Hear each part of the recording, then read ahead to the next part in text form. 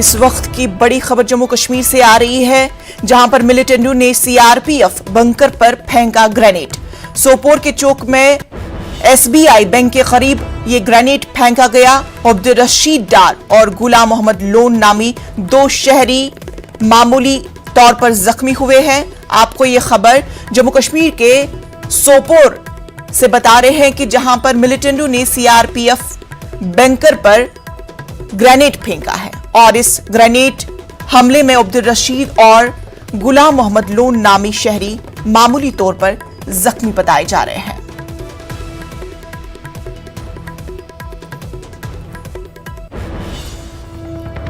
एक और बड़ी खबर से आपको रूबरू करा दे, जहां पे मरकजी जामिया मस्जिद में नमाज जुमा की इजाजत नहीं दी गई। दरगाह हजरत बल और खानकाह मौला में नमाज की इजाजत नहीं दी गई। श्रीनगर के जामा मस्जिद में नमाज जुमा की इजाजत नहीं दी गई और इसके अलावा दरगाह हजरत बल और खानकाह मौला में भी नमाज की इजाजत नहीं दी गई।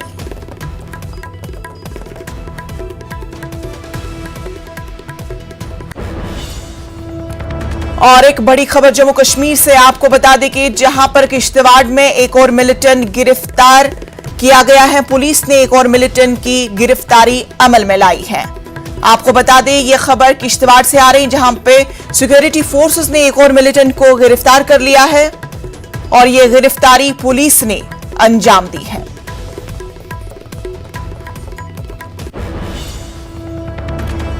एक और खबर जम्मू कश्मीर से आ रही है, जहां पर मेंढर में पुलिस और फोर्सेस को बड़ी कामयाबी मिली है। मेंढर रोड के करीब आईईडी दस्तयाब हुआ है, जहां पर इस आईडी को नाकारा बना दिया गया है। फौज और पुलिस ने इलाके को मुहासरे में लेकर तलाशी कार्रवाई शुरू कर दी है।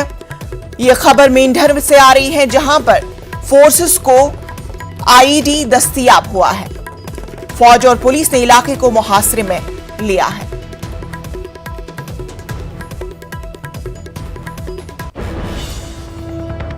गुजरात के सरमायाकारी से मुतालिक इजलास से वजीर आजम मोदी का खिताब हुआ। उन्होंने वीडियो कॉन्फ्रेंसिंग के जरिए खिताब किया। इस मौके पर पीएम मोदी ने कहा कि स्प्रिंकिंग पॉलिसी के रोजगार के मौके पैदा होंगे। स्क्रिपिंग पॉलिसी के जरिए 10,000 करोड़ की सरमायाकारी मुमकिन होगी। स्प्रिंकिंग के जरिए बाद नई गाड़ी का रजिस्ट्रेशन फ्री होगा, वहीं आलूदगी की सतह में काफी कमी आएगी। National automobile scrappage policy launch कर रहा है। ये पॉलिसी नए भारत की मोबिलिटी को, ऑटो सेक्टर को नई पहचान देने वाली है। देश में व्हीकल पॉपुलेशन के मॉडर्नाइजेशन को,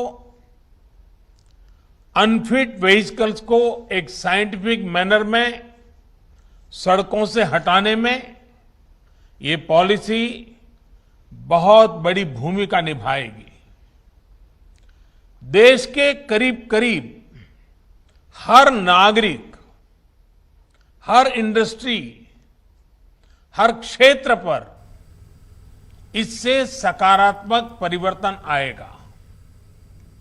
कांग्रेस लीडर राहुल गांधी ने अपनी ट्विटर अकाउंट की मुअत्तली पर रद्द-ए-अमल का इजहार किया। उन्होंने कहा कि ट्विटर का रवैया जानिबदाराना है। वहीं उन्होंने कहा कि अकाउंट की मुअत्तली से मेरे लाखों फॉलोअर्स की तौहीन हुई है और ये जमहूरियत पर हमला है।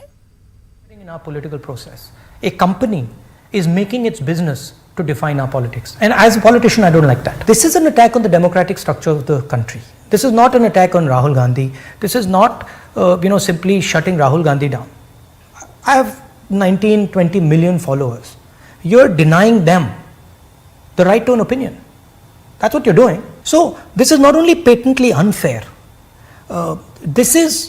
they're breaching the idea that Twitter is a neutral platform. And for the investors, this is a very dangerous thing, because taking sides in the political contest has repercussions. Madhya Pradesh में बीजेपी और कांग्रेस के दरमियान अवामी मसाइल को लेकर जारी सियासत और सियासतदानों की बयानबाजी में सतही जबान का इस्तेमाल किया जाने लगा है। बढ़ती महंगाई, बेरोजगारी और बढ़ते जराइम के खिलाफ यूथ कांग्रेस के जरिए भोपाल में किए गए एहतजाज को एमपी वजीर बराए मेडिकल एजुकेशन विश्वास सारंग ने गुंडों, बदमाशों और हिस्ट्री शीटर का एहतजाज करार दिया है। विश्वास सारंग का कहना है कि कांग्रेस के एहतजाज में आम लोग शामिल नहीं हुए थे, बल्कि वो लोग शामिल हुए थे जिनके थानों में मुजरिमाना रिकॉर्ड दर्ज है। और जब ऐसे लोग एहतजाज करेंगे तो इससे अंदाजा किया जा सकता है कि उनकी मंशा क्या है। वहीं कांग्रेस ने बीजेपी के इल्जाम पर जवाबी हमला करते हुए न सिर्फ मजाकिया खेज करार दिया, बल्कि कांग्रेस के एहतजाज में बीजेपी के जरिए जराइम पेशा अनासिर को भेजने का इल्जाम लगाया है।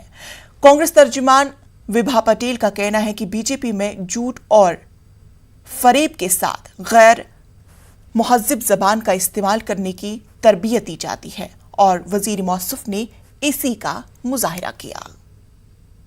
दृश्य देखने को मिला, पूरे प्रदेश के गुंडे, बदमाश और हिस्ट्री शीटर थे युवक कांग्रेस के प्रदर्शन में।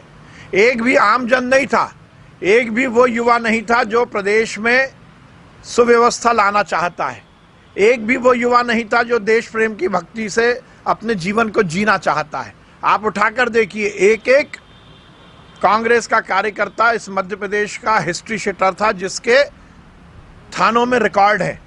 अब ऐसे गुंडे बदमाशों को मिलाकर प्रदर्शन करेंगे तो आप समझ सकते हैं उनकी भावना क्या है। लेकिन ये तो निहायत ही हास्यास्पद बयान भारतीय जनता पार्टी के नेता दे रहे हैं। मुझे तो ऐसा लगता है कि जैसे इनकी प्रतिदिन इनको ट्रेनिंग दी जाती है कि कौन कितना घटिया दर्जे का बयान दे सकता है। जिस तरह से ये बात कर रहे हैं, इन लोगों ने स्वयं ने सादे वेश में असामाजिक तत्वों को कांग्रेस के प्रदर्शन में घुसाया, जिन्होंने इस तरह की हरकतें की, मंत्रियों के कपड़े फाड़ने का जिन्होंने काम किया। देखिए, भारतीय जनता पार्टी के मंत्री को तो ये कहने का अधिकार ही नहीं है, क्योंकि किस तरह से असामाजिक तत्व नरेला विधानसभा में उनके संरक्षण में पल पनप रहे हैं, किस तरह से जुआ सट्टा के अड्डे उनके संरक्षण में बढ़ रहे हैं, ये किसी से भी छुपा नहीं है। और इन मंत्री महोदय को तो ये कहना ही नहीं चाहिए, क्योंकि ये स्वयं किस दर्जे पर राजनीति कर रहे हैं, किस मुंह से ये बात कहना चाह रहे हैं। क्योंकि आज जिस तरह से भारतीय जनता पार्टी में एक होड़ मची हुई है कि जो जितना घटिया बयान देगा, जो जितना निम्न स्तर का बयान देगा, वो उतना ही तरक्की करेगा, तो निश्चित तौर से कि ये राजनीतिक दल के लिए इससे अधिक शर्म की बात और कुछ नहीं हो सकती। महाराष्ट्र के अक़लियती वजीर नवाब मलिक ने बीजेपी और महाराष्ट्र नवनिर्माण सेना पार्टी के दही हांडी प्रोग्राम का इनेकाद करने के फैसले की तनकीद की है। नवाब मलिक ने कहा कि उन्हें अफसोस है कि कोरोना को लेकर बीजेपी के कारकुन वजीर आजम की बात नहीं सुन रहे हैं। उन्होंने कहा कि रियासती हुकूमत त्योहारों को लेकर जो गाइडलाइंस बनाएगी उन पर अमल करना लाजमी होगा। मनसे के नेता कह रहे हैं कि वो दही अंडी का कार्यक्रम आयोजित करेंगे। निश्चित रूप से सरकार के माध्यम से एसओपी जारी की जाती है। सभी नागरिक नेता विधायकों की जिम्मेदारी बनती है कि वे उसका पालन करें। नरेंद्र मोदी जी देश को आह्वान कर रहे हैं कि त्योहारों के दरमियान भीड़ ना हो, उसका ध्यान रखें। अपने नेताओं को कहते हैं कि लोगों के बीच में जाएं, लोगों को समझाने का काम करें। अगर बीजेपी के विधायक मोदी जी का नहीं सुन रहे हैं तो इससे ज़्यादा और कुछ बुरा हो नहीं सकता। लेकिन जो नियम बनाए जाएंगे उस पर अमल करना सबकी जिम्मेदारी रहेगी। अगर अमल नहीं होगा तो निश्चित रूप से प्रशासन उन पर कार्रवाई करे। कोरोना के दौरान बंगलुरु के मुस्लिम अक्सरियती इलाके शिवाजी नगर को बदनाम करने की कई सारी कोशिशें की गई, लेकिन आज कोरोना मैनेजमेंट में शिवाजी नगर को पहला मकाम हासिल हुआ है। शिवाजी नगर के एमएलए रिजवान अरशद ने ये बात कही। रिजवान अरशद ने कहा है कि बंगलुरु महानगर पालिका के आदादोशुमार के मुताबिक शहर के 28 असेंबली हलकों में शिवाजी नगर पहले मकाम पर है। कोरोना से सबसे कम अमवात शिवाजी नगर में हुई है। वैक्सीनेशन में शिवाजी नगर सबसे आगे है। यहां कोरोना की पहली खुराक देने का काम 97% मुकम्मल हो चुका है। दूसरी खुराक तकरीबन 50% अफराद ने ली है। रिजवान अरशद ने कहा है कि तबलीगी जमात की तरह शिवाजी नगर को भी बदनाम करने की कोशिश की जा रही है, लेकिन शिवाजी नगर के लोगों ने इस प्रोपेगेंडा को गलत साबित किया है। शिवाजी नगर के पुराने वीडियोस को ऐसा बताया गया कि ऐसा सामने रखा गया कि ये लॉकडाउन के वक्त के वीडियोस हैं, देखिए कौन घर पे बैठा है, सब लोग बाहर हैं, ऐसा प्रोपेगेंडा करके शिवाजी नगर को जो बदनाम करने की कोशिश की गई, उसके बाद आज जो नतीजे निकले हैं, ये नतीजे कुछ और ही दिखाते हैं। ये नतीजे दिखाते हैं कि अगर पूरे बेंगलुरु शहर में सबसे ज़्यादा वैक्सीनेशन कहीं हुआ है तो शिवाजी नगर असेंबली हल्के में हुआ है। अगर पूरे बेंगलुरु शहर में सबसे कम मौतें कोरोना की वजह से हुई हैं तो वो शिवाजी नगर हल्के में सबसे कम लोग मरे हैं। अगर सबसे कम कोरोना कहीं फैला है तो शिवाजी नगर हल्के में फैला था। कोरोना की पहली और दूसरी लहर के दौरान शिवाजी नगर असेंबली हलके को बदनाम करने की लाख कोशिशें हुई। इस असेंबली हलके के सिलसिले में कई गलत फहमियाँ आम की गई थी, लेकिन अब हकीकत सामने आ चुकी है। बृहत बेंगलुरु महानगर पालिका ने आंकड़े जारी किए हैं, जिसके मुताबिक वैक्सीनेशन में शिवाजी नगर नंबर 1 बन चुका है। यहाँ पर कोरोना से सबसे कम अमवात रोनुमा हुई हैं। कोरोना से सबसे कम नुकसान शिवाजी नगर में हुआ है। लिहाजा कोरोना के ख़िलाफ़ जारी जंग में शिवाजी नगर नंबर 1 बन चुका है। कैमरामैन महेश के साथ रऊफ अहमद, न्यूज़ 18 उर्दू, बेंगलुरु। छत्तीसगढ़ दारुल रायपुर के पुलिस परेड ग्राउंड में यौम आज़ादी की तैयारियां जोरों शोर से जारी है। परेड ग्राउंड में फाइनल फुल ड्रेस रिहर्सल की जा रही है। कोरोना की वजह से तकरीब में कई सारी तब्दीलियां की गई है। इस बार स्कूल के तलबा परेड में शामिल नहीं होंगे। बाहर के लोगों को भी तकरीब में शामिल होने की इजाजत नहीं होगी। इस बार परेड का इनेकाद नहीं किया जाएगा, सिर्फ गार्ड ऑफ ऑनर दिया जाएगा। इस बार प्रोग्राम में शरीक तमाम प्लेटून्स का कोरोना टेस्ट किया गया है। 15 अगस्त पर पुलिस परेड ग्राउंड में कई आयोजन किए जाते थे, लेकिन कोविड के कारण इस बार तमाम बदलाव किए गए हैं। आज पुलिस परेड ग्राउंड में फुल ड्रेस रिहर्सल की गई और फाइनल रिहर्सल की गई। उसके बाद में 15 अगस्त को ये जो तमाम तैयारियां किस तरीके से होगी उसको लेकर फुल ड्रेस रिहर्सल की गई। इस बार कई कायदे बदले हैं, जैसे कि सभी को मास्क पहनना अनिवार्य होगा। सभी प्लाटून्स का जो है कोरोना टेस्ट करवाया गया है। स्काउट गाइड और एनसीसी के परिधान में मास्क शामिल किया गया है। इसके साथ ही स्कूली छात्रों को इस बार परेड में शामिल होने की अनुमति नहीं है। बाहरी लोग कार्यक्रम में शामिल नहीं होंगे। इस बार परेड का आयोजन नहीं होगा, बल्कि केवल गार्ड ऑफ ऑनर ही दिया जाएगा। राजधानी रायपुर के पुलिस परेड ग्राउंड में फुल ड्रेस रिहर्सल की गई और अगर हम बात करें तो एक अलग ही हर साल यहाँ पर कहें कि पुलिस परेड ग्राउंड की 15 अगस्त को छटा रहती थी, लेकिन इस बार लोग अपने टीवी स्क्रीन पर ही ये चीज़ें देख पाएंगे। और मास्क, जिस तरीके से हम कह रहे हैं कि कोविड गाइडलाइंस का पालन, सोशल डिस्टेंसिंग, तमाम तरह की चीज़ें जो है कोरोना के चलते अभी हर जगह पर पालन करना पड़ता है। पुलिस परेड ग्राउंड में भी ये चीज़ें दिखाई दे रही हैं और ख़ासतौर पर अगर हम बात करें तो लोग यहाँ पर बड़ी संख्या में आते थे परेड देखने के लिए, सांस्कृतिक आयोजन देखने के लिए। लेकिन इस बार भी अगर हम बात करें तो कोरोना के चलते वो ये सब नहीं देख पाएंगे। हाँ, ये ज़रूर है कि अपने घर बैठे वो देख सकते हैं। कैमरा पर्सन राजन के साथ ममता लांजेवाल, न्यूज़ 18 छत्तीसगढ़, रायपुर। ब्रेक के बाद इस्तकबाल। कानपुर में अफसर अहमद का एक वीडियो सोशल मीडिया पर वायरल हो रहा है, जिसमें बजरंग दल के लोग इसे मार रहे हैं और इसकी बेटी अपने बाप को बचाने और छोड़ने की इल्तिजा कर रही है, लेकिन कोई भी इसकी नहीं सुनता। इस मामले में पुलिस ने बजरंग दल के कारकुन समेत 3 मुल्जिमान को गिरफ्तार भी किया है। इस पूरे मामले पर हमारे कानपुर नुमाइंदा संदीप सुवेता ने मुतासरा अफसर अहमद और इसकी बेटी के साथ खुसूसी बातचीत की।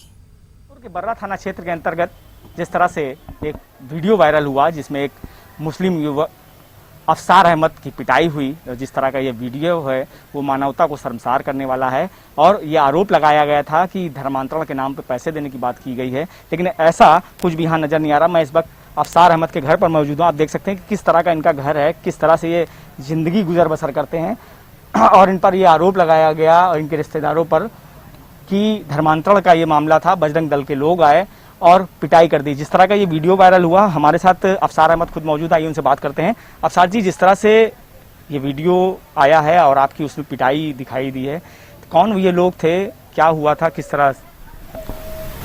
इसमें हमारे रिश्तेदारों से लड़ाई हुई थी पड़ोस में। मैं था नहीं यहाँ पे, 9 तारीख के लमसम हुई होगी, कि जब मैं थाने गया था, जब मेरी पिटाई हो चुकी थी तो पुलिस स्टाफ ने मेरी बचत की थी, तो वहाँ पे ये चीज़ मालूम हुई थी। तो इन्होंने जब हमको देखा, मैं गाड़ी ले करके कर्रई से बनवा करके जा रहा था, इन्होंने देखा, बोले ये मुल्ला जी है, ये मुल्ला जी है जो दाढ़ी रखा है, इन्हीं को पकड़ो, इन्हीं के भतीजे हैं, सब यही बताएंगे। बस इन लोगों ने लखेद करके हमको पकड़ लिया। हम भी भगे डर से, मतलब ये मारेंगे ऐसा ना हो। और इन्होंने सब ये मतलब जो है ये झूठ है, मुझे कुछ चीज़ को मालूम नहीं थी, ना कोई चीज़ हमको पता था। तो क्या पिटाई कर रहे थे? आपकी बेटी उस समय आपके साथ थी? क्या उस समय मंजर था जिस समय आपके साथ वो भीड़ आपके ऊपर हावी थी? उस रैली के साथ ही ने गई थी। यहाँ से रैली जब निकली है तो पहले मेरे घर का झंडा अंडा तोड़े नहीं, तब झंडा अंडा तोड़े नहीं तो मेरे बच्चों को पुलिस पहले उठा ले गई थी। मेरी मैडम को, मेरे ये 2 बच्चे को जो छोटे छोटे हैं उनको पहले ले गई थी। अच्छा, हमको मालूम नहीं था, तो मैं वहाँ सवारी उतार रहा था, तो इनने जब पहचानवाया है तब इनने हमको लखेदा है। जब हमको लखेदा है तो हम भी भगे हैं। भगने के बाद जब हमको गली में पकड़ा गया, गली में हमको चोर चोर करके आवाज़ दिया गया, तो आगे जा करके हमको लोग बागों ने पकड़ लिया, वही कॉलोनी वालों ने घर से। आगे से आप निकल जाओगे दरवाज़ा खोल के तो पकड़ तो जाएंगे। तो इन लोगों ने जब पिटाई करके वहाँ से मारते मारते हमको ला रहे थे। भाई बेटी मिल गई रास्ते में, भाई ये भी थी, तो ये रैली के साथ थी। जो ये अफौज पार्टी जिससे लड़ाई हुई है, तो इनके जो मिलने वाले थे या रिश्तेदार हो या कोई हो, जिनमें से हमने पहचाना है, जिनको नाम बताया, जिनमें से कुछ लोग पकड़े भी गए हैं, तो इन लोगों ने मुझे पहले यही लोगों पिटाई के दौरान आपकी बेटी के भी चोट लगी है क्या? कोई कहीं हाथ लगे थे? हाँ, पिटाई के टाइम जब बेटी हमारी यहाँ रास्ते में मिली है, रिपीट कर रोने लगी है। जब ये लोग मारते रहे थे तो रोने लगी, तो हमारी बेटी के 1-2 हाथ मारे हैं, ऐसे करके उसको चटकोरा है। मैंने पकड़ लिया, फिर भी वो गड्ढे में चली गई थी, इतने पैर उसके। अगर पकड़ न लेते तो वो भी गड्ढे में चली जाती। तो ये लोग मारने की जान से शरारत बनाई हुई थी। अगर मेरी पुलिस शासन न होती तो मुझे मार डालते, मेरी बच्ची को भी मार देते। क्या नाम बेटा? रजीना। रजीना, क्या हुआ था? हम पहले झंडा उंडा उखाड़े था, तो हम उन्हीं के पीछे चले गए थे। हाँ, फिर हमको पता नहीं था कौन मार खा कौन नहीं। तब मेरे पापा गली से बाहर आए थे, तो हाँ, तो हमने देखा, तो हम पापा को लिपट के रोने लगे। हाँ, रोने लगे। तो आपको भी मार रहे थे क्या वो लोग? हाँ, मारा था आपको? हाँ, मारे थे। यहाँ रहने में आपको डर लग रहा है क्या? हाँ। क्या डर लग रहा है? कि हम लोग को कुछ हो ना जाए।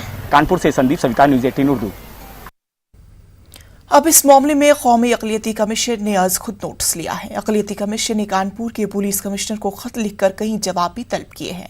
कमीशन ने पूछा है कि अब तक कितने अफराद को इस मामले में गिरफ्तार किया गया है। साथ ही ये भी पूछा गया है कि इन पुलिस वालों के खिलाफ कार्रवाई की गई जो मौके पर मौजूद थे। दिल्ली के जंतर मंतर पर मुस्लिम मुखालिफ नारों के मामले में मुलजिम पिंकी चौधरी को राहत मिली है। पटियाला हाउस कोर्ट ने पिंकी चौधरी को पेश की जमानत दे दी है। अब इस मामले में पीर को अगली समाअत होगी। वाज़ेह हो कि पिंकी चौधरी जंतर मंतर पर लगे मुस्लिम मुखालिफ नारों की खुद जिम्मेदारी कबूल की थी। पुलिस ने उनकी गिरफ्तारी के लिए उनके घर पर छापा भी मारा था। अब पिंकी चौधरी को पीर तक कोर्ट ने गिरफ्तारी से राहत दे दी है। दिल्ली में हालिया मुस्लिम मुखालिफ कार्रवाइयों को मद्देनजर रखते हुए दिल्ली अक़लियती कमीशन के 2 साबिक चेयरमैन कमाल फारूकी और डॉक्टर जफरुल इस्लाम ने दिल्ली के LG अनिल बेजल को खत लिखा है। कमाल फारूकी के मुताबिक मुस्लिम मुखालिफ मामलों में मुलव्वस शरपसंदों के खिलाफ पुलिस की कार्रवाई बहुत कमजोर होती है। फारूकी ने जंतर मंतर पर मुस्लिम मुखालिफ नारेबाजी मामले का जिक्र करते हुए न्यूज़ 18 उर्दू से कहा कि इस मामले में पुलिस ने बहुत कमजोर केस बनाया है। उन्होंने कहा कि ऐसे शरपसंद लोगों के खिलाफ सख्त कार्रवाई होनी चाहिए। उन्होंने कहा है कि ऐसे ही बातों का जिक्र करते हुए उन्होंने खत के जरिए ऐसे मामलों की जानिब तवज्जो देने की अपील की है। लेफ्टिनेंट गवर्नर अनिल बैजल को कमाल फारूकी, साबिक चेयरमैन दिल्ली अक़लियती कमीशन के ज़रिए और डॉक्टर जफरुल इस्लाम खान के ज़रिए ख़त लिखा गया है। हमारे साथ कमाल फारूक साहब मौजूद हैं। फारूक साहब, क्या कार्रवाई चाहते हैं? आपने पूरा ख़त लिखा, इसके पीछे क्या मोटिव है? सिर्फ ये है, हमको ऐसा महसूस हो रहा है कि पुलिस दबाव में है और पुलिस वो एक्शन नहीं ले रही है जो कि नॉर्मल एक क्रिमिनल के साथ में लेना चाहिए था। इन लोगों ने मुल्क के कानून की धज्जियाँ बिखेरी हैं और इन्होंने मसे ख़ास फ़िरक़े का नाम लेकर उनको जिस तरह से उनके लिए अल्फाज इस्तेमाल किए और मुसलमानों के ताल्लुक़ से जो गाली गलौज किया और जिस तरह से कत्लेआम की उनकी धमकी दी, और सबसे ऊपर ये कि दुनिया के अंदर सबसे अहम मुसलमानों के लिए क्या बल्कि पूरी इंसानियत के लिए जो एक शख्सियत है जिसका नाम है मोहम्मद रसूलुल्लाह सल्लल्लाहु अलैहि वसल्लम, उनके ताल्लुक़ से जो टीवी पर बैठकर जिस तरह से लफ्ज़ इस्तेमाल किए, हम तो उस लफ्ज़ को दोहरा भी नहीं सकते। और उसके बाद मज़े के पुलिस इंतहाई नरमी के साथ में उन लोगों के साथ में बिहेव कर रही है। अगर इसी जगह पर कोई दूसरा कम्युनिटी का कोई आदमी होता तो अब तक तो यूएपीए और पता नहीं कौन कौन से जो जितने सख्त कानून हो सकते हैं वो लगा सकते हैं। तो फारूकी साहब, आप कह रहे हैं कि पुलिस नरमी कर रही है, जबकि कई सारे लोगों को गिरफ्तार किया गया, उनको पहले बुलाया गया फिर गिरफ्तार कर लिया गया, तो इसमें नरमी कहाँ है? और उसके बाद जो है बहुत ही बोदा किस्म का केस रख दिया गया, जो कि इसमें कोर्ट से बाकायदा उनको सच में कि भाई इनके खिलाफ तो कुछ है ही नहीं। तो इसका मतलब तो यह है कि आपने पब्लिक को दिखाने के लिए तो ज़रूर अरेस्ट किया, लेकिन उनके खिलाफ आपने तैयारी क्यों नहीं करी? आपके पास वो डॉक्यूमेंट्स कहाँ गए जो आपने वहाँ पार्लियामेंट्री स्ट्रीट के ऊपर किए थे? आपके पास वो क्लिपिंग टीवी की क्यों नहीं थी जो मकसद के देनी थी? इसका मतलब यह है कि आपका कहने का अंदाज़, करने का अंदाज़ कुछ और है, कहने का अंदाज़ कुछ और है, पब्लिक को दिखाने के लिए कुछ और है। बस हम इसी तरफ हमने तवज्जो मबजूल कराई है, क्योंकि वो गवर्नर हैं और दिल्ली के एडमिनिस्ट्रेशन के हेड हैं और पुलिस डायरेक्टली उनके अंडर में आती है। तो हम ये महसूस करते हैं कि पुलिस को बिल्कुल स्ट्रेट उनको हुक्म देना चाहिए कि जो कानून है उस कानून के हिसाब से काम करें। तो फारूक साहब, क्या आप चाहते हैं, अभी कह भी रहे थे कि दूसरा कोई होता तो यूएपीए और उसके ऊपर दूसरे जो लॉज हैं वो लग जाते? बिल्कुल लगाने चाहिए। क्यों, आपको लगता नहीं है कि ये उससे ज़्यादा ख़तरनाक है? ये तो मुल्क की जो बेसिकली जो फाउंडेशन है उसको आप ख़त्म कर रहे हैं। आप दो कम्युनिटीज़ के अंदर इतना ज़बरदस्त झगड़ा करा रहे हैं। आप मज़े के पुलिस जो है वो उन लोगों को जो कि सरेआम गालियाँ देते फिर रहे हैं और उनके पास वीडियोग्राफी मौजूद है, उनके पास डॉक्यूमेंट मौजूद है। क्या और कौन सा डॉक्यूमेंट चाहिए उनको? क्या उनको एक ऐसे डॉक्यूमेंट की ज़रूरत है जिसमें मुसलमानों को या दूसरे जो कमज़ोर तबक़ात हैं उनको लेकर कत्ल करते हुए नज़र आए? क्या उस तरह का कोई डॉक्यूमेंट चाहिए उनको? क्यों नहीं डॉक्यूमेंट उन्होंने कोर्ट के सामने वो पेश किया? शुक्रिया। तो सीधे तौर पर दिल्ली में जिस तरह की घटनाएं हुई हैं, अब सब लोग ये चाहते हैं, फारूकी साहब ये चाहते हैं, एक ख़त लिखा गया है कि अब यूएपीए और एनएसए जैसे जो कवानीन हैं उनके तहत कार्रवाई होनी चाहिए। कैमरामैन विपिन के साथ खुर्रम शहजाद, न्यूज़ 18 दिल्ली। इश्तियाल अंगेज तकरीर करने के इल्जाम के मामले में डॉक्टर कफील ने पुलिस चार्जशीट और ज़िली अदालत की कार्रवाई को हाईकोर्ट में चैलेंज किया है। इस मामले पर आइंदा समाअत 17 को होगी। वाज़ेह हो कि सीएए और एनआरसी के खिलाफ एएमयू में तकरीर की थी। डॉक्टर कफील ने ज़िली अदालत में चल रही मुकदमे को गलतम करार दिए जाने की अर्जी दाखिल की है। डॉक्टर कफील पर गैंगस्टर समेत कई संगीन दिफात के तहत पुलिस ने मुकदमा दर्ज किया था।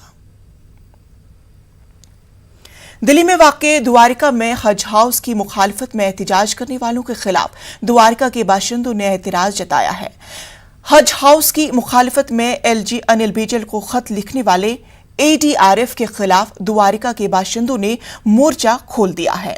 98 बाशिंदों की जानिब से एक बयान में जारी किया गया है, जिसमें एडीआरएफ के जरिए उठाए गए हज हाउस की मुखालफत में ट्रैफिक जैम से लेकर तमाम मुद्दों का जवाब दिया गया है और इस खत को अनिल बेजल को भेजा गया है। खत में कहा गया है कि द्वारका के बाशिंदों की एडीआरएफ तर्जुमानी नहीं करती।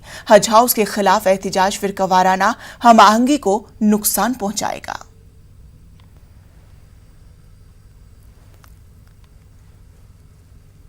कोरोना वबा के दौरान बाहमी इमदाद व इन्हसार का जज्बा मुस्तहकम हुआ है। मुल्क इस वबा से मुतहिद होकर मुकाबला कर रहा है।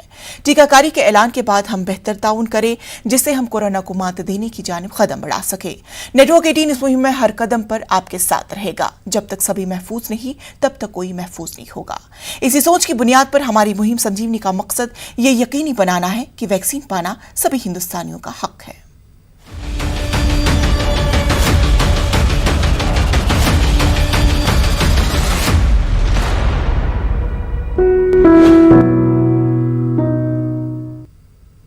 क्या सैनिटाइजर नुकसानदेह है? क्या टीकाकारी आपके एनडीए को मुतासर करेगी? क्या टीकाकारी आपको कोविड-19 से मुतासर कर सकती है? क्या ये कुछ सवाल आपके ख्याल में आते हैं? खैर, अब एक जगह है जहां आपके सभी सवालों का जवाब दिया जा सकता है और ये सब आपके फोन पर नेटवर्क 18 और फेडरल बैंक की कौमी सतह की टीकाकारी से मुतालिक बेदारी मुहिम के तहत कोविड-19 के खिलाफ Sanjeevani a shot of life Sanjeevani WhatsApp helpline number शुरू हो गई है। आपको बस 7977773753 नंबर पर व्हाट्सएप करना है और आपको उसी वक्त आपके सवाल का जवाब मिल जाएगा। जानकारी जिसे जांच और क्रॉस चेक किया गया है, तो आगे बढ़े, कोविड-19 पर अपने सवालों को व्हाट्सएप करें और अपनी जरूरियात की सभी जानकारी हासिल करें। नंबर है 7977773753।